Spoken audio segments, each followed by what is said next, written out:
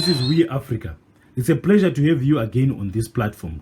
Today we are analyzing SADC involvement in the situation unfolding in Eswatini. Kunane recognized the police officer who shot him in the leg during a protest in June. He says the officer knew him too because he is a longtime community and HIV activist. The self-employed father of 5 is now an amputee. I am fighting I want to see a time when our life will be better than this. Whenever I'm sitting, I feel like crying. In fact, it's destroying me because I know what happened to me and I know who have done it. Protesters in Eswatini have been on the street since June. To be honest, SADC envoys that came to Eswatini came to check. It looks like they only came to check on the king and just to make sure he was okay and unharmed and was not in any mortal danger, and then left. Amnesty International says more than 80 people have been killed and more than 1,000 arrested, including children and 2 members of parliament who remain in jail. That they met pro-democracy activists was just a face-saving gesture, nothing more than a courtesy call. The king might have told them what he believed, that the pro-democracy demonstrators are just a bunch of hooligans or drunkards who go around burning and destroying infrastructure and intimidating innocent and well-intentioned Swazi people and hinder them from going about doing their day-to-day business. The Deputy Prime Minister says the protests have caused $68 million in damages and economic losses. People haven't been able to go to work. Businesses have been shuttered. Schools have been closed indefinitely. From our previous observation of SADC behavior, they might have listened attentively to the king and pretend to do the same to the pro-democracy demands. SADC doesn't care about opposition and is good at favoring the status quo. SADC is a millionaires club and they listen and protect their own. And their own person here, their man here, is King Mswati, not pro-democracy demonstrators or activists. Deputy Prime Minister Themba Masuku says King Mswati will have a dialogue with all sectors of society once the violence ends and COVID-19 is over. We are ready to engage, but it is important to note that any engagement must be in an environment of calm, It must be in an environment of peace. But protesters, including Kunane, are showing no sign of ending their unprecedented push for democracy. Peaceful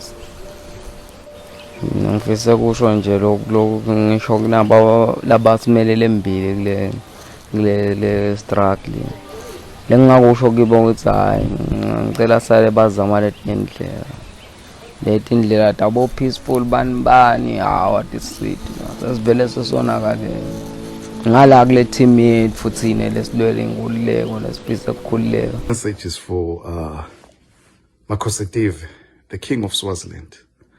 You see, Makhosetive, your problem is that you don't listen. And maybe not even that. Maybe the problem is that you just don't have a brain. You have a very low IQ and you just don't understand. I mean, I understand you were not educated. You do not have, you live in a bubble and you don't have a sense of reality. Defense, Politics and Security Cooperation. Former Minister Jeff Khadebe and Deputy Minister of International Relations and Cooperation, Kenneth Mashego Dlamini, met with King Mswati III, the Eswatini government officials and pro-democracy groups. The country is plagued by unrest that started in late June, with citizens calling for democratic reforms in Africa's last absolute monarchy. The unrest has led to the deaths of so many people, some injuries, arrests and extensive damage to property. And there are claims of police using live ammunition on protesters. 35 years after gaining independence, I will fight until, if it's possible, they will cut another leg. And if I still have hands, they will cut the hands until they cut my heart, because that is where I'll stop living or breathing. So I will not stop. the government says it will continue to restrict access to social media and ban protests it sees as a security threat in order to restore the peace. Pro-democracy leaders, however, managed to forward some demands to the SADC envoy. Their demands are as follows. Number 1, inclusive national dialogue. Number 2, the unbanning of political parties. Number 3, they demand a national transitional authority. Number 4, drafting of a new democratic constitution. And they want to intensify pressure on the king to try and force him into negotiations or out of power. They want the king and SADC to act in a decisive manner.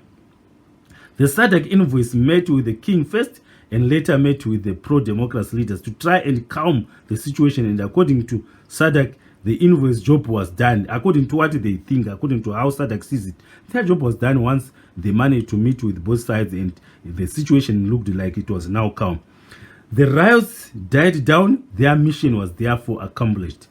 Political activists are now calling for Eswatini to be declared a republic and for a government to be voted in. How that is to be accomplished, I don't know. I really don't know. I have to ask these pro-democracy leaders whether they have a plan on how this is to be executed.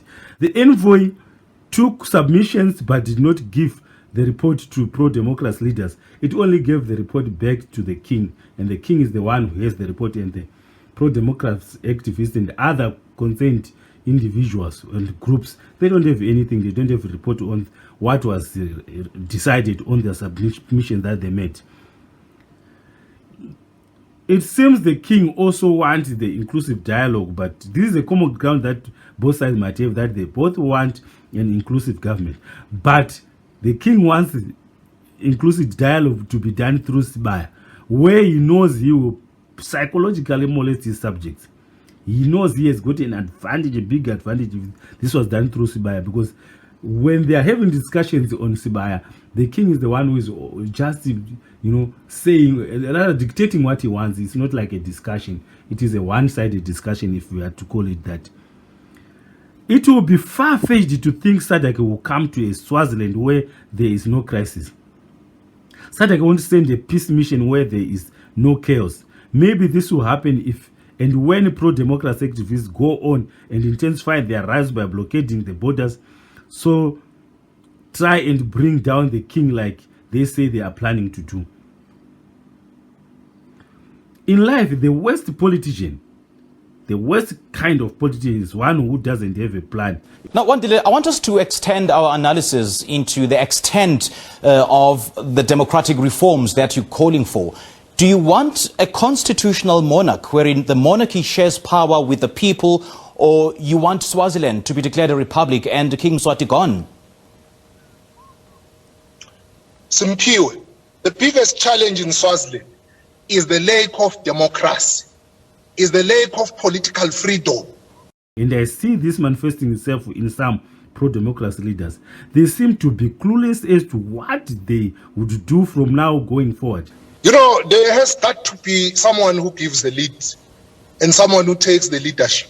Yes. And someone who upholds the standards. They are like vultures which are perching on treetops, now ready to pounce while the beast is dead. And I hope their plan is not to shove some more Swazis into the line of fire to brew a crisis that will topple Mswati and bring them to power. If that is their plan, then they are not fit to be leaders. Mswati's security personnel is trigger happy. That is what we all witnessed. And they will shoot to kill. Too much blood has been spilled so far, and we don't want any more blood to be spilled. A good politician is one who is ready to die with you, and not one who is only ready to have you die for him. It is very clear that the people of Swaziland want democracy. They want democracy, and they are prepared to bleed, they are prepared to die for it, as long as the king continues not to listen to the calls for democracy. Pro-democracy leaders should think outside the box. A solution can be found now that doesn't involve the shedding of more blood. The king will surely go down fighting, and I don't know how many people he is prepared to take down with him. If this happens, this will be it then. The tragic fall of the last absolute monarchy in Africa, and it will be really very tragic. The king is also calling for calm and lowering of temperature to make the opposition lose its footing. He's doing this maybe because he just wants the opposition to lose its footing, and their demonstration to lose momentum, and then sidetracks SADC into thinking that he is cooperative. SADC will only intervene when the king is cornered, and the pro-democracy demonstrators must never place their hope and trust on SADC. They must never trust SADC. You need a good leader now to make the right decisions. Currently, Eswatini is calm, and that's exactly what the king and SADC wants. The king will fight a war of the mind when his soldiers are resting, and pro-democracy activists might lose both wars if they are not careful.